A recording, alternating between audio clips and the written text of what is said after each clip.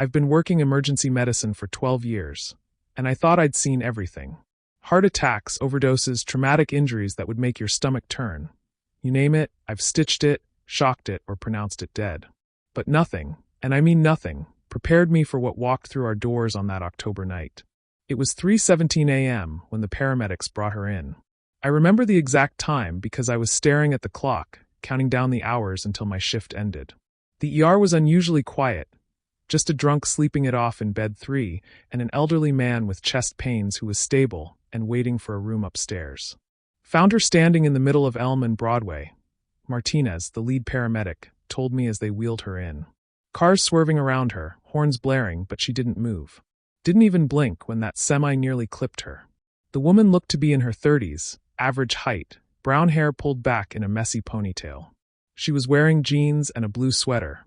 Nothing unusual about her appearance except for her eyes. Those pale gray eyes that seemed to look right through you. Any ID? Family? I asked, pulling on my gloves. Nothing. No purse, no wallet. She won't speak, won't respond to questions. Vitals are normal though, blood pressure, pulse, everything checks out fine. I approached her slowly. She was sitting upright on the gurney, hands folded in her lap, staring straight ahead. Hi there, I'm Dr. Blackwood. Can you tell me your name? Nothing. Not even a flicker of acknowledgement. But here's the thing that made my skin crawl. While she wasn't looking at me directly, I could feel her watching me.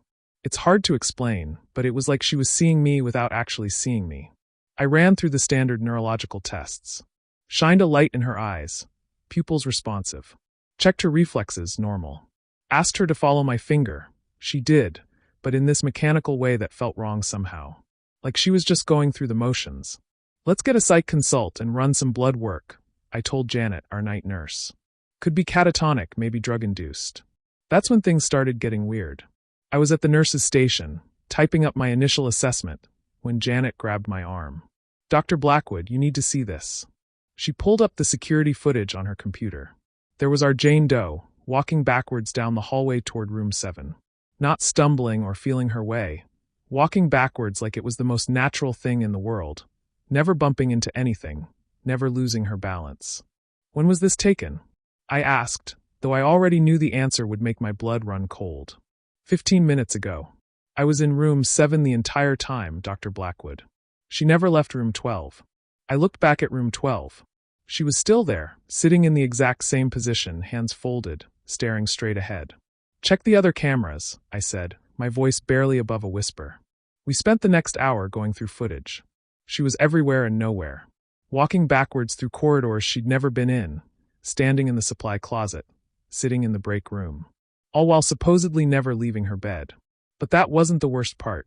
Around 4 a.m., Mrs. Henderson in bed 6 started getting agitated. She was the chest pain patient, stable condition, just waiting for a room. Suddenly she was calling out. She knows about Tommy. She knows what I did to Tommy. I rushed over. Mrs. Henderson was pale, sweating, pointing toward room 12. That woman, she told me she knows about Tommy. Mrs. Henderson, that woman hasn't spoken a word since she arrived. She didn't speak with her mouth, Mrs. Henderson whispered.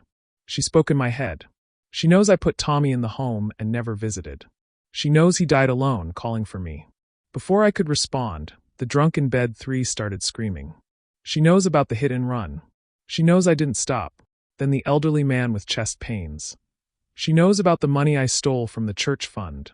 One by one, every patient in the ER was confessing their darkest secrets, all pointing toward room 12, all claiming she'd somehow communicated with them without words. I was losing my mind. I had to be. But then I walked back to room 12, and she was looking right at me for the first time. Those gray eyes locked onto mine, and I heard it, not with my ears, but inside my head, clear as day. You wrote the letter, Zara. The one you never sent. October 15th, 2019. After you lost the Hendricks baby. My knees nearly gave out. After we lost little Sarah Hendricks during a routine procedure, I'd gone home and written a suicide note. Detailed, specific, naming every failure, every mistake that led to that moment. But I never sent it. I never even saved it. I deleted it and never told a soul. Dear Mom and Dad, her voice continued in my head, reciting my words exactly. By the time you read this, I'll be gone. I can't live with the weight of what I've done. Sarah Hendricks should be alive today. Stop, I whispered, but she kept going word for word, reciting the darkest moment of my life back to me. The power went out at 5:23 a.m. Emergency lighting kicked in, casting everything in an eerie red glow. I grabbed a flashlight and headed to room 12, but she wasn't there. I found her in my office, standing behind my desk, perfectly still in the darkness. "The letter was wrong, Zara," she said, this time with her actual voice, soft and hollow.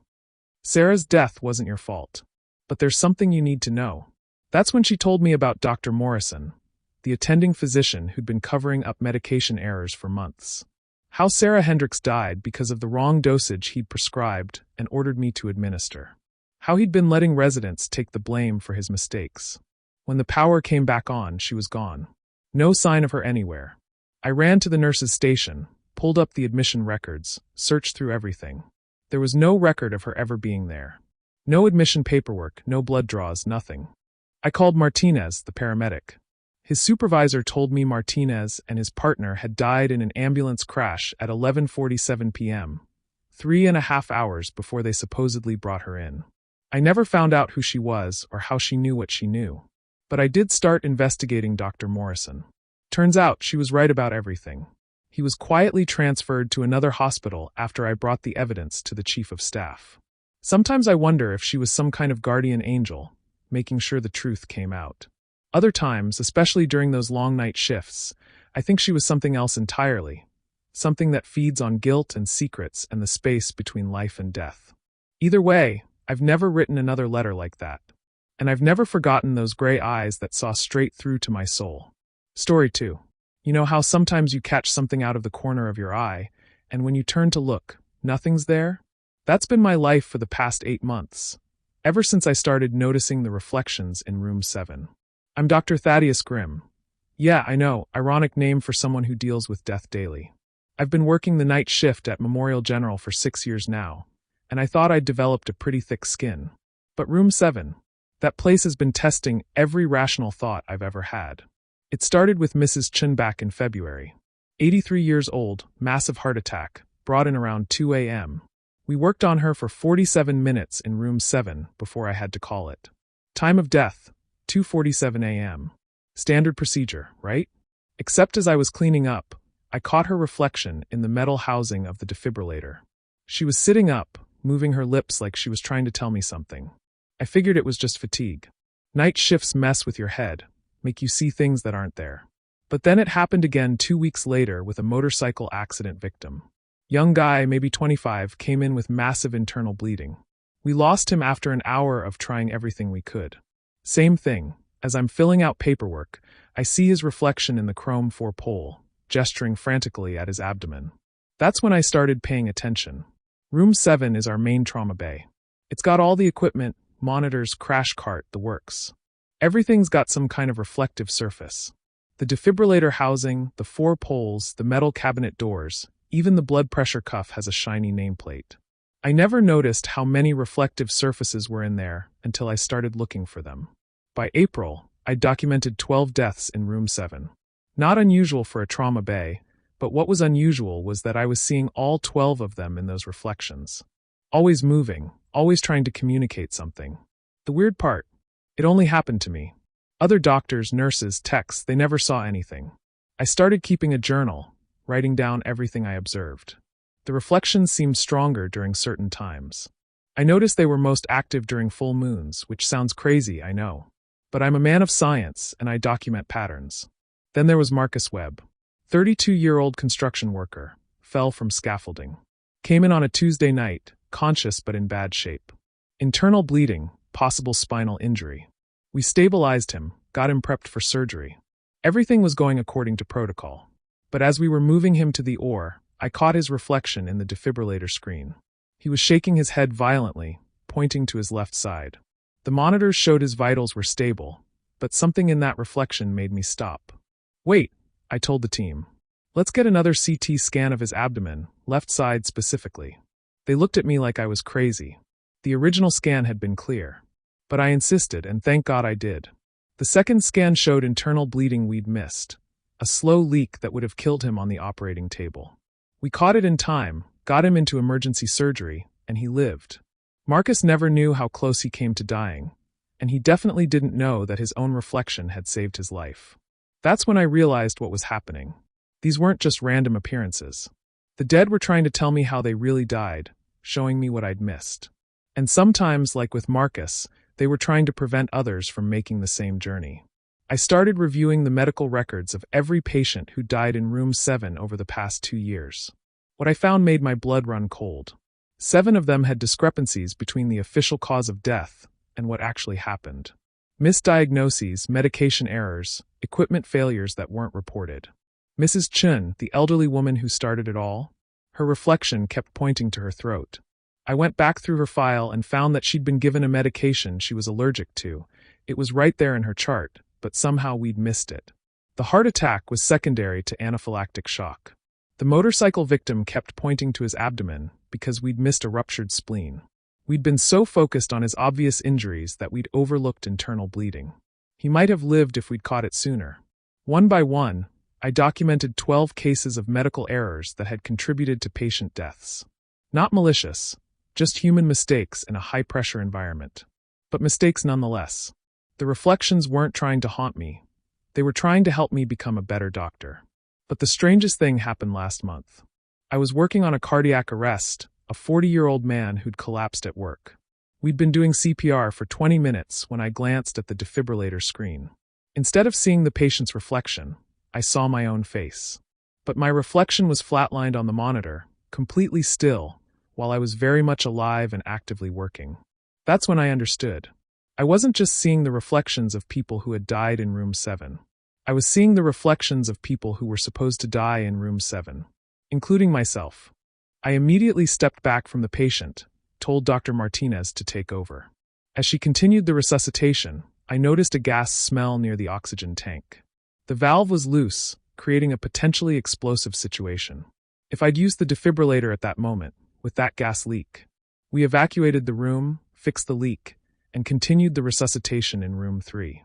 The patient survived. Last week, I finally decided to investigate the history of room 7. Turns out, it was built directly over the old morgue when they renovated the hospital in 1987. The morgue had been there since the hospital opened in 1952. But here's the thing I discovered in the old records. Room 7 isn't just built over any part of the old morgue. It's built over the examination room where they used to investigate suspicious deaths. All those reflections, all those attempts to communicate, they're not random spirits. They're the souls of people who died under questionable circumstances, people whose deaths were never properly investigated. They've been waiting 35 years for someone to pay attention, to see the truth in those reflections. And somehow they chose me. I don't know why I can see them and others can't. Maybe it's because I actually look, or maybe because I'm willing to listen. But I've learned to trust what I see in those reflective surfaces. They've helped me save 6 lives in the past 2 months alone. The other staff think I'm developing some kind of supernatural diagnostic ability. If only they knew the truth, that the dead are better teachers than any medical school could ever be. Room 7 still gives me chills, but I'm not afraid anymore. I've got the best consultants a doctor could ask for, even if they happen to be on the other side. Story 3. Time is supposed to move forward, right? That's what I believed until I started working Tuesday nights at Riverside General. Now I'm not so sure about anything anymore.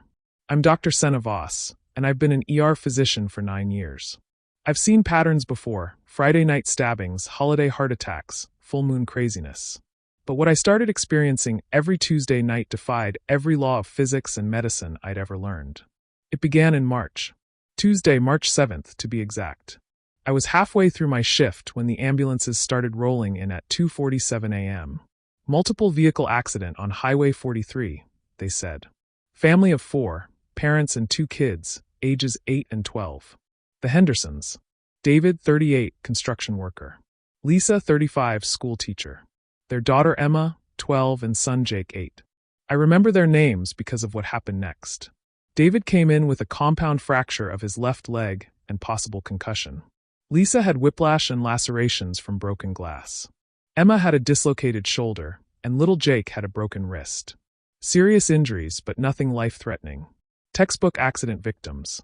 I treated them, got them stabilized, admitted them for observation. Standard procedure. They were scared, shaken up, but grateful to be alive. David kept saying they were lucky, that if the semi had hit them head-on instead of clipping their rear bumper, they'd all be dead. The next Tuesday, March 14th, same thing happened.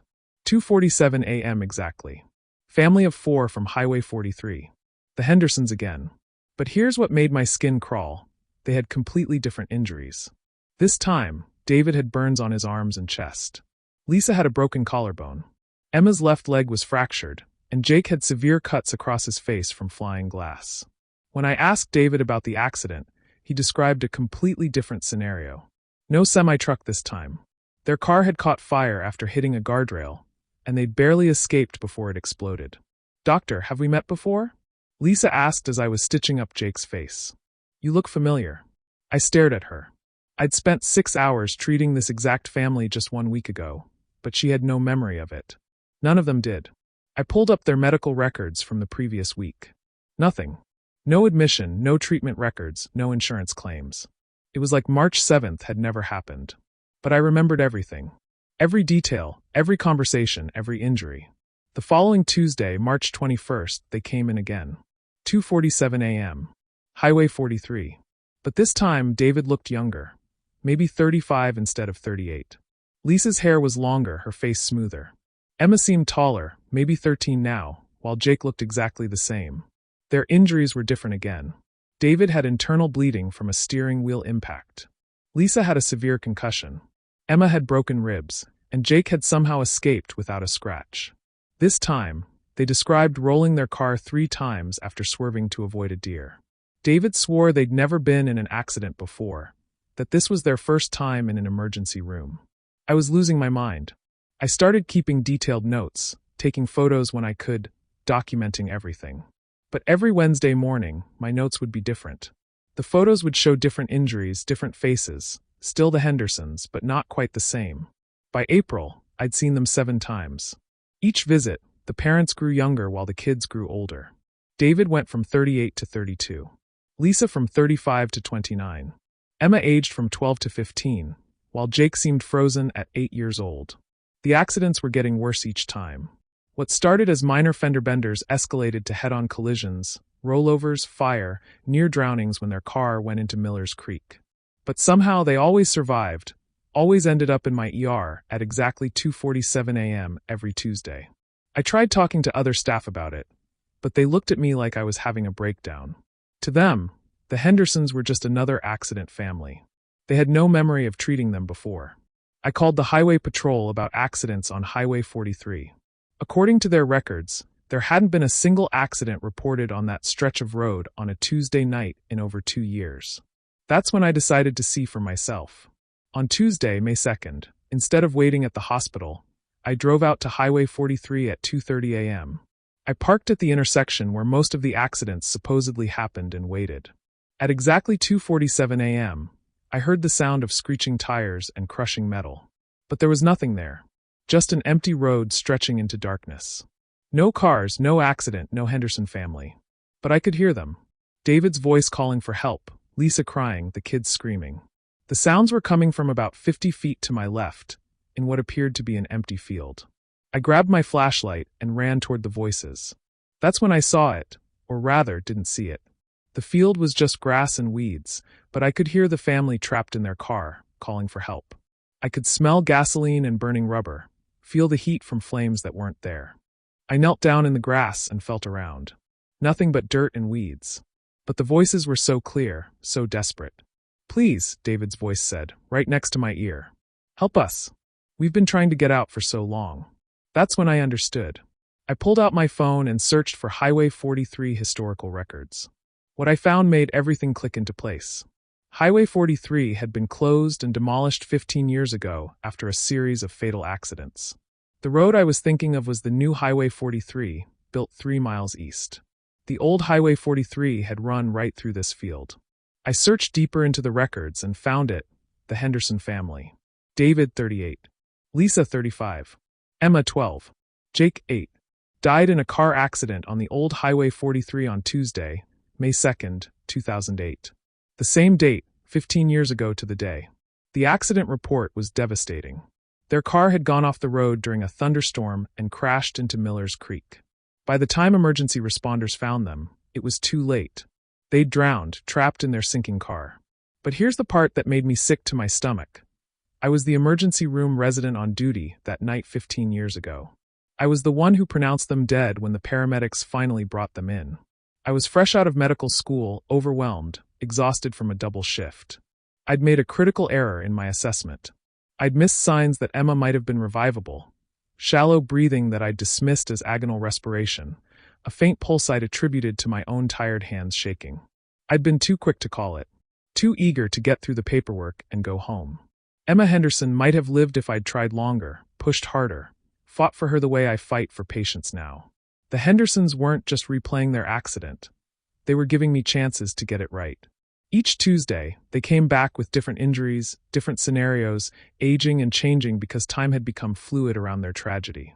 They were trapped in a loop, and so was I.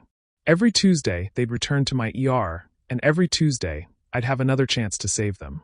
But I kept treating the wrong injuries, the wrong accident, because I was seeing their current manifestation instead of their original trauma. Last Tuesday, I was ready. When the ambulances brought them in at 2:47 a.m., this time from a supposed gas explosion, I ignored their apparent injuries. Instead, I treated them for drowning. Cleared their airways, pumped their lungs, warmed their bodies, pushed fluids. My colleagues thought I'd lost my mind, treating burn victims for water inhalation. But for the first time in months, the Hendersons looked at me with recognition. "Thank you," Emma whispered as her breathing stabilized. "We can go home now." I haven't seen them since. Tuesday nights are quiet again, the way they should be. But I still drive by that empty field sometimes, just to make sure. Because I learned something important about time and guilt and second chances. Sometimes the dead don't move on because the living haven't forgiven themselves. And sometimes, if you're lucky, they'll keep coming back until you get it right. Story 4. Some nights in the ER, you get transfers from other hospitals. Usually it's straightforward. Patient needs specialized care, bed shortage, insurance issues. But the transfer I received on September 15th broke every rule I thought I knew about how hospitals work. I'm Dr. Kai Blackthorne, been working emergency medicine for 11 years now. I've handled transfers from every hospital within a 100-mile radius of Chicago General. So when the call came in at 1:23 a.m. about an incoming transfer from Mercy General, I didn't think twice about it. "We're sending you Margaret O'Sullivan," the voice on the phone said. It was tinny, distant, like the caller was speaking through an old radio. 87-year-old female, respiratory distress, possible pneumonia. ETA 15 minutes. I grabbed a pen to write down the details, but the line went dead before I could ask about her medical history or current medications. Weird, but not unheard of. Sometimes communication gets patchy between facilities. The ambulance arrived right on schedule. 2 paramedics wheeled in an elderly woman who looked like she'd stepped out of a 1950s photograph. Her silver hair was pinned in perfect victory rolls, and despite being a patient, she wore a crisp white dress with tiny pearl buttons. Even her oxygen mask looked vintage. Clear plastic instead of the modern blue-tinted ones we use now. "Margaret O'Sullivan from Mercy General," the lead paramedic announced. He was older, maybe in his 60s, wearing a uniform I'd never seen before. Navy blue with gold braiding on the shoulders, like something from an old movie. What struck me immediately was her chart. Instead of the usual computer printouts or tablet data we get with transfers, this was handwritten on thick, cream-colored paper. The penmanship was elegant, old-fashioned, written with what looked like a fountain pen. The notes described treatments I hadn't heard of since medical school history classes. Patient-administered mustard plaster for chest congestion. Fever reduced with alcohol rubs and aspirin powder. Bed rest prescribed with beef broth and cod liver oil supplementation. I looked up at the paramedics to ask about the antiquated treatment notes, but they were already gone. Just vanished while I'd been reading the chart. The ambulance was gone too. I could see the parking lot through the window, and there was no vehicle there. "Excuse me, Margaret," I said, approaching the bed. "I'm Dr. Blackthorne. How are you feeling?" She looked at me with sharp blue eyes that seemed far too alert for someone with respiratory distress. When she spoke, her voice was clear and strong, but she used medical terminology I hadn't heard in years. "Doctor, I'm experiencing dyspnea and productive expectoration.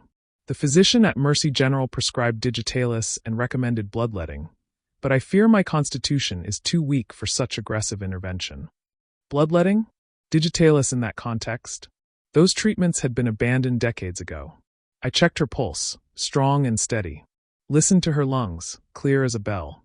Her oxygen saturation was perfect, blood pressure normal. She showed no signs of respiratory distress whatsoever. "Margaret, what year do you think it is?" I asked gently. "Why, it's 1963, of course. September 15th, 1963. I remember because it's the anniversary of when I started working as head nurse at Mercy General." My skin went cold. It was September 15th, but it was 2023, not 1963. And Mercy General. I was pretty sure Mercy General had been demolished in the late 60s. I excused myself and went to check our computer system. No record of a Mercy General hospital in our network. I called our transfer coordinator, but she had no record of arranging any transfer that night. According to our logs, no ambulance had arrived at 1:38 a.m. But Margaret was sitting right there in bed 7, as real as anyone I'd ever treated. Over the next hour, things got stranger. I caught glimpses of women in vintage nursing uniforms, white dresses, starched caps, thick-soled shoes, moving through the corridors. They'd appear in my peripheral vision, but when I turned to look directly, they'd vanish. Other patients started reporting the same thing. Mr. Garcia in bed 3 kept insisting that a nurse in an old-fashioned uniform had taken his blood pressure. But according to our records, no one had checked his vitals in over an hour. Around 3 a.m., the phone rang. Same tinny, distant voice from before. "Dr. Blackthorne, this is Dr. Edmund Hartwell from Mercy General. I'm calling to check on our transfer patient, Margaret O'Sullivan. How is she responding to treatment? Dr. Hartwell, I need to ask you something. What's the current date?" "September 15th, 1963, of course. Has Miss O'Sullivan's condition deteriorated?" She was stable when we sent her over. The line crackled with static, and I could hear what sounded like big band music playing faintly in the background, along with the distant sound of old-fashioned typewriters clicking. "Dr. Hartwell, where exactly is Mercy General located?" "Corner of 5th and Elm, naturally. Same place it's been since we opened in 1924. "Doctor, you sound confused. Are you quite all right?" "5th and Elm." I knew that intersection. It was where the new shopping center had been built, the one that opened in 1970. I'd heard stories from older doctors about a hospital that used to be there, but it had burned down in some kind of accident. I hung up and immediately started researching. What I found made my hands shake as I typed. Mercy General Hospital had indeed stood at 5th and Elm from 1924 to 1963. On September 15th, 1963, a fire had started in the basement during the night shift. Faulty wiring in the old building, according to the investigation. 23 people died, including 12 patients and 11 staff members. Margaret O'Sullivan was listed among the victims. Head nurse, age 27, died of smoke inhalation while trying to evacuate patients from the 3rd floor. But the woman in bed 7 was 87 years old, exactly 60 years older than the Margaret O'Sullivan, who died in 1963. I printed out the newspaper articles and walked back to bed 7. Margaret looked up at me with those sharp blue eyes, and for the first time, I noticed she wasn't casting a shadow under the fluorescent lights. "You found out, didn't you?" she said, her voice still clear but somehow sadder now. "About the fire." I nodded, unable to speak. "I've been trying to warn people for 60 years, she continued. "About the gas leak in the basement. It's going to happen again, you know. Different building, same corner lot, same problem with the gas lines." That's when I smelled it, the faint odor of natural gas. I'd been so focused on Margaret that I hadn't noticed it before, but now it was unmistakable. I immediately called our maintenance department and had them check the basement. They found a slow leak in the main gas line, exactly where Margaret said it would be. The building had been constructed right over the old Mercy General Foundation, using the same utility connections. If the leak had gone undetected much longer, if someone had lit a cigarette in the wrong place, or if there'd been an electrical spark, we evacuated the entire ER within 20 minutes. The gas company arrived and found that the leak was just hours away from reaching dangerous levels. Another shift, maybe 2, and we could have had an explosion that would have killed dozens of people. When I went back to thank Margaret, bed 7 was empty. Her chart was gone, the vintage oxygen mask had vanished, and there was no record of her ever being admitted. But I swear I could smell her perfume, something floral and old-fashioned, like roses and lavender, lingering in the air. The next week, I drove by 5th and Elm during my lunch break. There's a small memorial plaque there now, embedded in the sidewalk near the shopping center entrance. It lists the names of everyone who died in the Mercy General fire. Margaret O'Sullivan's name is right at the top. Head nurse. Died saving others. I guess some people never stop being nurses, even 60 years after their last shift ends. And sometimes, if we're lucky enough to listen, they're still trying to save lives. Story 5. I used to think unconscious patients were the easy ones. No complaints, no questions, just medical problems to solve while they slept peacefully through treatment. That was before they started confessing to crimes they couldn't have committed, speaking in voices that belonged to people I'd lost years ago. I'm Dr. Quinn Ashford, and I've been working the night shift at Harborview Medical Center for 7 years. What I'm about to tell you sounds impossible, but I've got security footage, witness statements, and a detective's business card to prove that sometimes the impossible is just Tuesday night in the ER. It started with a homeless man named Eddie Torino back in January. Brought in unconscious after collapsing outside the subway station, hypothermia and severe dehydration. Standard case: warm him up, get some fluids in him, run some blood work. Eddie was out cold, had been for hours according to the paramedics. So imagine my surprise when I walked into his room and heard him having a full conversation with someone who wasn't there. I didn't mean to hit her, he was saying, his eyes still closed, his voice thick with sleep. The car came out of nowhere in the rain. I should have stopped, should have called for help, but I panicked. I checked his chart. No history of sleep talking, no psychiatric medications. His vitals were stable, brain scans normal. But he kept talking, describing a hit-and-run accident in detail that made my skin crawl. Little girl with the red backpack. I see her face every night. She was walking to school when I hit her. Corner of Maple and 3rd, October morning, 1987.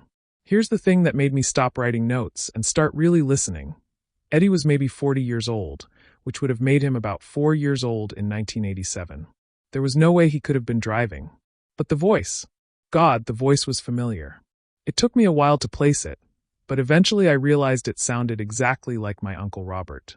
Uncle Robert, who died in a car accident when I was 12, who used to take me fishing and tell me stories about growing up in our small hometown. Uncle Robert, who left town suddenly when I was 8 and never came back. Eddie kept talking for 20 minutes, describing the accident, the guilt, the years of drinking to forget. When he finally woke up 3 hours later, he had no memory of speaking at all. He was confused, disoriented, asking where he was and how he'd gotten there. I should have dismissed it as drug-induced hallucinations or some kind of neurological episode. But I couldn't stop thinking about that voice, about the specific details of the accident. 2 weeks later, it happened again. Maria Santos, 63, diabetic coma. Unconscious for 6 hours, but around 3 a.m., she started speaking in perfect English with a thick Boston accent. Maria was from El Salvador and barely spoke English when she was conscious. The fire wasn't an accident, she said, her voice suddenly deeper, rougher. I said it myself for the insurance money. Didn't know the Kowalski family was still inside. Didn't know they'd moved back in after the eviction notice. The voice sounded like my high school chemistry teacher, Mr. Patterson, who died in a house fire my senior year. The same Boston accent, the same gravelly tone from years of smoking. Maria described setting fire to an apartment building, watching it burn, realizing too late that people were trapped inside. She gave specific addresses, dates, details about insurance policies and financial records. When she woke up, she was back to speaking broken English, asking for her daughter, with no memory of the confession. I started keeping detailed records. Over the next 6 months, I documented 14 cases of unconscious patients speaking in voices that weren't their own, confessing to crimes they couldn't have committed. Each voice belonged to someone from my past who had died, teachers, neighbors, family friends, even my childhood dentist. The confessions were always detailed, specific, and disturbing. Murder, arson, theft, hit-and-runs, fraud. And every single one corresponded to an unsolved case from my hometown of Millbrook, 40 miles north of the city. I began researching the crimes, cross-referencing the confessions with police reports. The details were always accurate, things that were never released to the public, evidence that only the perpetrator could have known. That's when I started recording everything. I had to know if I was losing my mind or if something genuinely supernatural was happening. The security footage showed me having animated conversations with unconscious patients, but the audio was always too poor to make out what was being said. Then came the night that changed everything. August 15th, Mrs. Eleanor Vance, 81, brought in after a stroke. She'd been unconscious for 4 hours when she suddenly sat up and started speaking in a voice I recognized immediately. It was my sister Lily. Lily had been dead for 15 years, killed in a hit-and-run accident while walking home from school. She was only 16, bright and beautiful, with her whole life ahead of her. The driver was never found. "Quinn," Mrs. Vance said in Lily's voice, "I need you to listen carefully. I know who killed me." My hands were shaking so badly I could barely hold my pen. "Lily, how is this possible?" "The same way Uncle Robert and Mr. Patterson and all the others have been talking to you. We've been trying to help you solve these cases because you're the only one who can hear us." She told me about the night she died, about walking home from school in the rain, about the car that hit her and kept driving. But most importantly, she told me about the driver. It was Coach Morrison from the high school. He was drunk coming home from a bar. He saw me walking and tried to swerve, but he was too impaired. After he hit me, he got out and saw that I was gone. He panicked and drove away. Coach Morrison had left town right after Lily's accident, citing family obligations. He'd never come back. "There's something else," Lily continued through Mrs. Vance. "All these people you've been hearing, Uncle Robert, Mr. Patterson, Mrs. Chen from the grocery store, they all died because of things Coach Morrison did. He killed Uncle Robert too, made it look like an accident. The apartment fire that killed Mr. Patterson? Morrison set it to cover up evidence of embezzlement from the school district." Over the next hour, Lily laid out a web of crimes spanning 20 years. Coach Morrison wasn't just a drunk driver.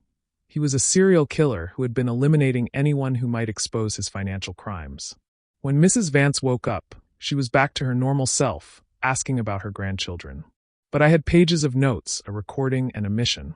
I called Detective Sarah Chun at the Millbrook Police Department the next morning. She thought I was crazy at first, but when I started providing details about unsolved cases that had never been made public, she agreed to meet with me. It took 3 months of investigation, but Detective Chun was thorough. She followed every lead from the confessions, re-examined old evidence, tracked down witnesses who had been afraid to speak years ago.